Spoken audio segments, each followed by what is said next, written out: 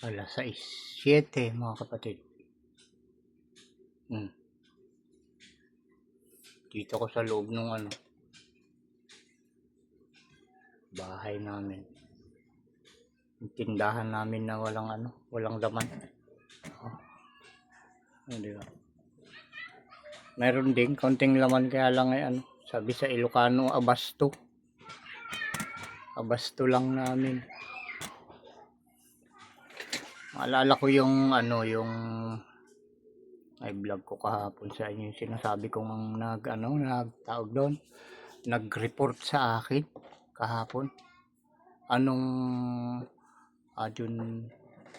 June 30 saka nung July 7 yung nakalista. Nabanggit ko dun sa sa vlog ko sa inyo. Nung nai-upload ko yun, yung i-vlog ko sa inyo,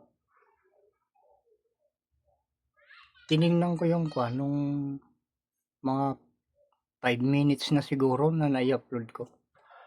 Nung tingnan ko yung account ko, wala na yung marking na i-report yung YouTube account ko. Biglang nawala mga kapatid. Siguro nakita din nung si Meta ba yan, o si AI, o si Facebook ba, o si Algo, yung pinagsusumbungan ganun. Nakita din niya siguro. Saka yung mga ipinopost ko na karapat dapat ba na patawan ng yun, kung ano-ano, diba? Dahil pag nagtatanong sila sa akin, nasasagot ko, diba? Pero pag sila ang tinatanong ko, hindi sila makasagot. Tapos sila pa ang may gana na mag-report, diba?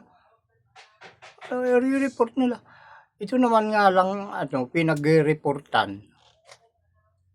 Hindi ko alam kung bakit pag may nag-report, mamarkahan na yung account mo na nai-report ka. Ang lumalabas lang kasi na nakita ko, na napansin ko doon sa account ko, doon sa aking mga video, pag i-play ko yung yung aking vlog sa inyo,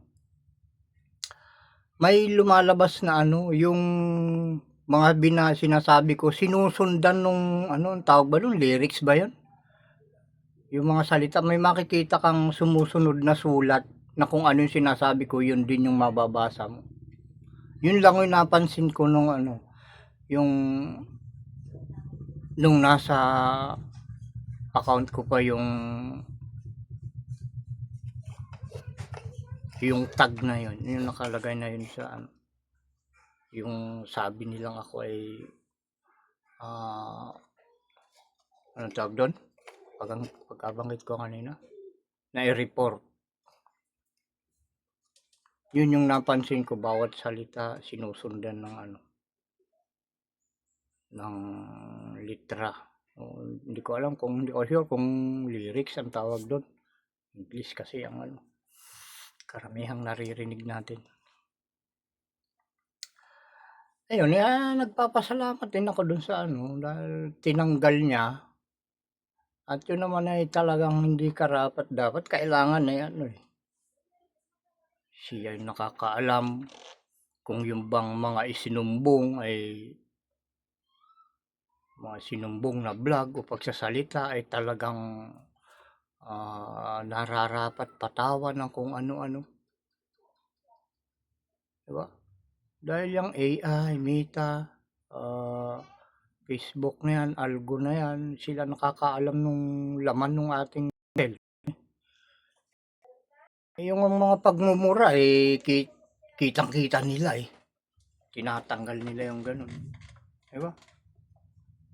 Pero yung mga, ewan ko kung bakit yung mga kalaswaan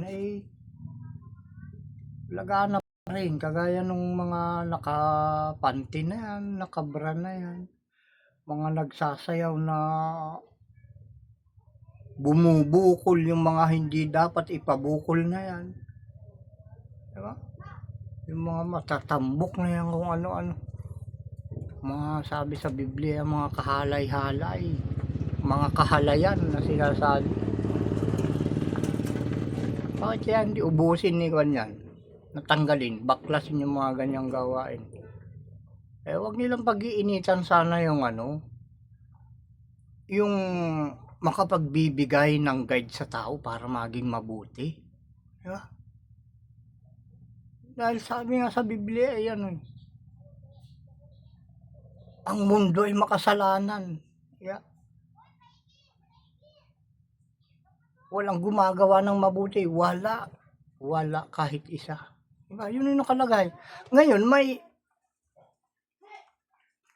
sinugo ang ating Ama. Natahasang sinasabi ko sa inyo na ako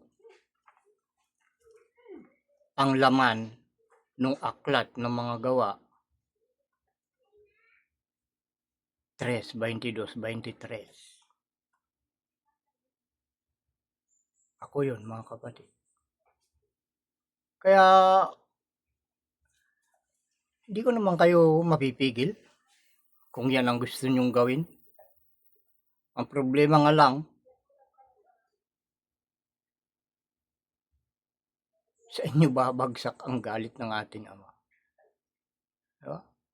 Dahil pangako ng ating Ama sa akin lahat ng magagalit sa iyo ay mapapahiya. Diba?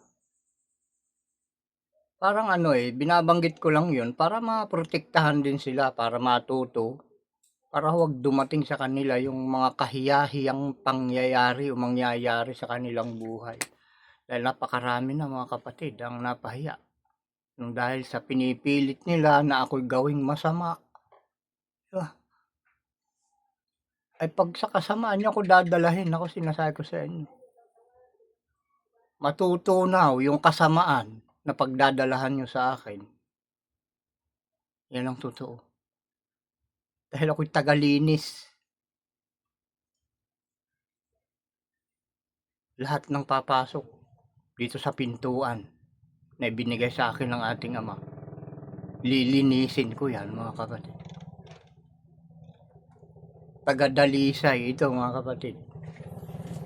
Para ako yung yung likido na nagpapakinang ng ginto. Ayan, mga kapatid, ang katayuan ko. Kaya sino man ang kumukontra sa akin sa mga sinasabi ko na pawang ipinag-uutos ng ating Ama, ano man ang mga kasamaan na ibinabato nyo sa akin, yan ibabalik sa inyo. Tandaan yung nasa Biblia. Sabi ng ating Panginoong Diyos, pabutihin mo ang puno para maging mabuti rin ang bunga. Alam nyo ang ibig ko sabihin, mga kapatid.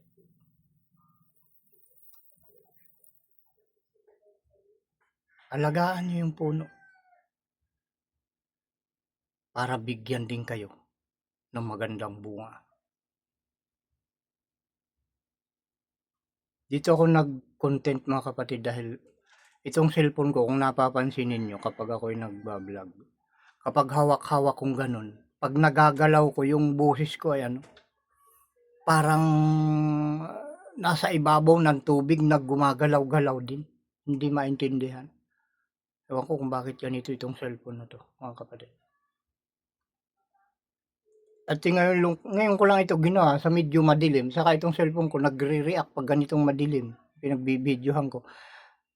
Nagbibigay siya ng liwanag para yung mukha ko makita. Pag ganitong may liwanag pa rin sa labas tapos madilim dito sa loob. Nagbibigay din siya ng liwanag.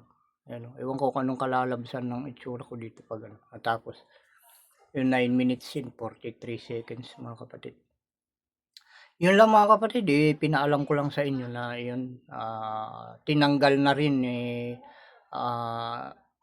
YouTube yung binigay nilang warning dun sa aking account na sabi niya ako daw ay sinumbong. Ano, nakalimutan ko na naman yung pagkabanggit. Sinumbong na ano ang tawag doon? Masyado kong malilimutin kasi dyan sa mga ganyang bagay na hindi naman mahalaga. Pero yung mga bagay na mahalaga, yun mga kapatid ang natatandaan ko. Report. Ano ba naman yun? English kasi. Tinanggal na yun mga kapatid. Kahapon din nung na-vlog ko yung ano, na-upload ko yung content ko na yun. Binabanggit ko sa inyo na halos hindi maintindihan eh. Dahil yung nga naglalakad ako, nandun ako sa gitna ng bukid, Kuman sa Ilocano. Naglalakad ako at hindi halos maintindihan yung binabanggit ko. Kaya sinubok ko ito ngayon mga kapatid, gumagamit ako ngayon ng ano, para yung salita ko baka sakali na hindi na palukso-lukso, na hindi maunawaan. Gumamit na ako ng anong tawag dito, yung stand na adjustable, pwede mong itaas, pwede mong ibaba. Okay, yun lang mga kapatid.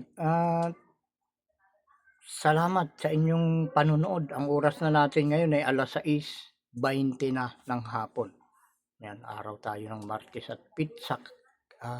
14 na tayo ng buwan ng July. Yan mga kapatid. Mamaya muli.